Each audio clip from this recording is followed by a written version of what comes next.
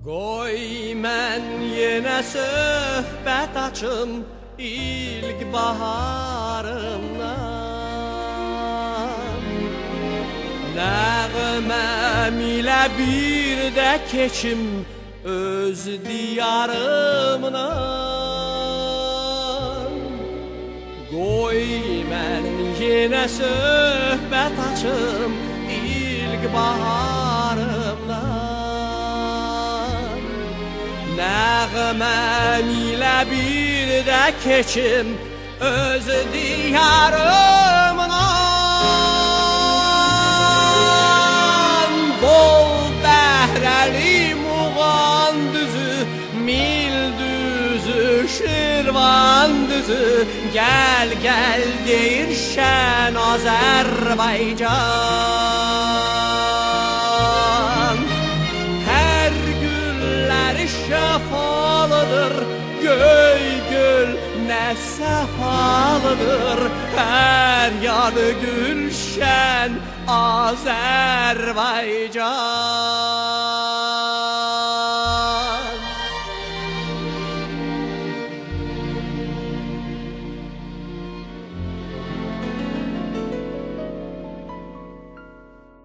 El qızlar düzüm düzüm Kür qırağında, min gül açıb Gəncəmizin hər budağında.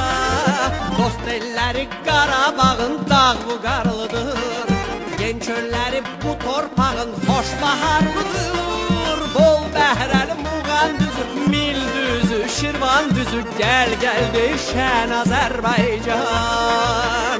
Hər güllər şəfalıdır, göy göllər safalıdır, hər yanı gülşən Azərbaycan.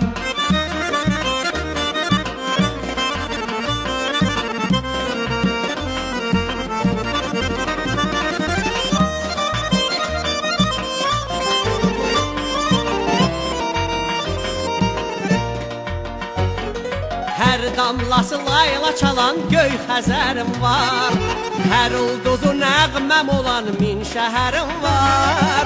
Keçdim yenə çiçək çiçək hər mahalımdan, öz yurdunun doymaz ürək yüz vüsalından. Bol bəhrəli Muğan düzü, Mil düzü, Şirvan düzü, gəl gəl deyir şən Azərbaycan.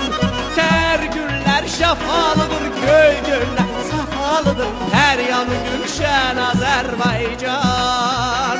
Hər yanı gülşən Azərbaycan, hər yanı gülşən Azərbaycan.